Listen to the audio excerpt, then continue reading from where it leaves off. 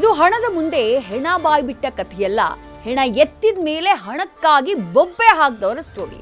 1/4 KG ಚಿನ್ನ ಹಾಗೆ 15 ಲಕ್ಷ ರೂಪಾಯಿ ಹಣವನ್ನ ತೆಗೆದುಕೊಂಡು ಹೋಗೋಕೆ ಅನಾಥಾಶ್ರಮದಲ್ಲಿ ಆಶ್ರಯ ಕೊಟ್ಟಿದ್ವಿ ಅಂತ ಬಂದಿದ್ರು ಅವರು. ಆದ್ರೆ ಅವರನ್ನ ನೋಡ್ಕೊಂಡಿದ್ದು ನಾವು ಅಂತ ದಂಗೆ ಎದುರು ಮನೆಯವರು. ಹಾಗಾದ್ರೆ ಏನಿದು ಕಾದಾಟ?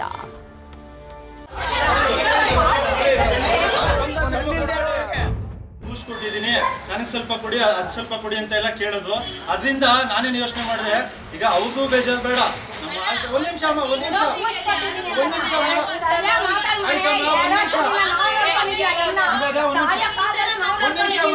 ಆಡಿಯೋ ರೆಕಾರ್ಡ್ ಐತೆ ನಮ್ಮ ಹತ್ರ, ಎಲ್ಲ ಪ್ರೂಫ್ ಐತೆ.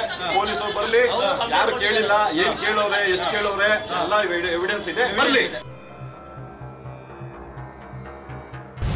ಊಟ ಕೊಟ್ಟಿದ್ದು ನಾನು ಅಂತಿರೋ ಮಹಿಳೆ, ಚಿನ್ನ ಉಂಗುರ ನಮಗ್ ಬರಬೇಕು ಅಂತ ಆಕ್ರೋಶ, ಆಸ್ಪತ್ರೆಗೆ ಸೇರಿಸಿದ್ದು ನಾವು, ಬಡ ಮಕ್ಕಳಿಗೆ ಹಣ ಹೋಗ್ಬೇಕು ಅಂತಿರೋ ಆಶ್ರಮದವರು. ಇವರೆಲ್ಲ ಜಗಳ ಆಡ್ತಾ ಇರೋಕೆ ಕಾರಣ ಅಂತಿಮ ಸಂಸ್ಕಾರ ಆಗಿ ಪಂಚಭೂತಗಳಲ್ಲಿ ಲೀನವಾದ ದೇಹ ಚಂದ್ರಕಲಾ ಕೂಡಿಟ್ಟ ಜಣ ಕಾಂಚಾಣ.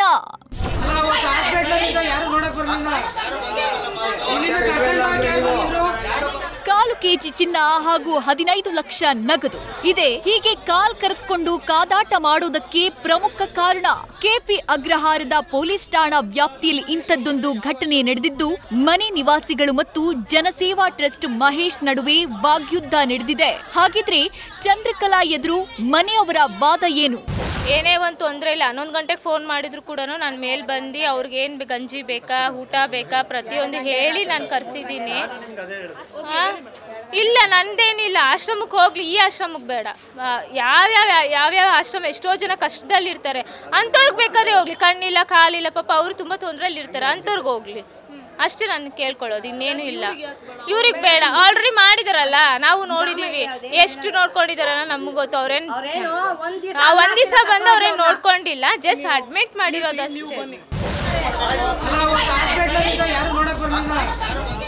ಇನ್ನು ಚಂದ್ರಕಲಾ ಬದುಕಿದ್ದಾಗ ಅವರ ಸಮಸ್ಯೆಗೆ ಸ್ಪಂದಿಸಿ ಇರೋಷ್ಟು ದಿನ ನೆರಳಾಗಿದ್ದು ನಾವು, ಅಂತ್ಯಕ್ರಿಯೆ ಮಾಡಿದ್ದು ಕೂಡ ನಾವು, ಅವರೇ ಹಣ ಚಿನ್ನವನ್ನ ಆಶ್ರಮಕ್ಕೆ ಬರೆದುಕೊಟ್ಟಿದ್ದಾರೆ ಅನ್ನೋದು ಆಶ್ರಮದವರ ವಾದ. ನನ್ನ ಹತ್ರ 15 ಲಕ್ಷ ಕ್ಯಾಶ್ ಇದೆ, 1/4 ಕೆಜಿ ಚಿನ್ನ ಇದೆ ಅಂತ ಹೇಳ್ತದೆ. ಅಮ್ಮ ದುಡ್ಡು ಕಾಸು ನನಗೆ ಅವಶ್ಯಕತೆ ಇಲ್ಲ ಅಮ್ಮ, ಎಲ್ಲ ಆಶ್ರಮಕ್ಕೂ ಹೆಲ್ಪ್ ಮಾಡಿದ್ದೀರಾ, ನನ್ನ ಕೈಲಾದಷ್ಟು ನಾನು ಸೇವೆ ಮಾಡ್ತೀನಮ್ಮ ಅಂತ ಮಾತಾಡ್ಕೊಂಡು ಹೋಗಿರ್ತೀವಿ. ಫಸ್ಟ್ ಡೇ ಅವತ್ತು ಮನೆ ಓನರು ಸಹ ಇರ್ತದೆ. ಅವ್ರ ಮುಂದೆನೇ ಏನು ಹೇಳ್ತದೆ, ಮನೆ ಅಮೌಂಟ್ ಏನಿದೆ ಇದನ್ನು ಆಶ್ರಮಕ್ಕೆ ಕೊಡಿ, ಈ ಮಹೇಶ್ ಬರ್ತದೆ ಅಂತ ಸ್ಟೇಟ್ಮೆಂಟ್ ಕೊಡ್ತಾರೆ. ಒಟ್ನಲ್ಲಿ ಕ್ಯಾನ್ಸರ್ ಇಂದ ಬಳಲ್ತಾ ಇದ್ದ ಚಂದ್ರಕಲಾ ಇಹಲೋಕ ತ್ಯಜಿಸಿ ಹೋಗಿದ್ರು. ಅವರು ಬದುಕಿದ್ದಾಗ ಕೂಡಿಟ್ಟ ಹಣಕ್ಕೆ ಹೈ ಡ್ರಾಮವೇ ಸೃಷ್ಟಿಯಾಗಿದ್ದು ಮಾತ್ರ ವಿಪರ್ಯಾಸ.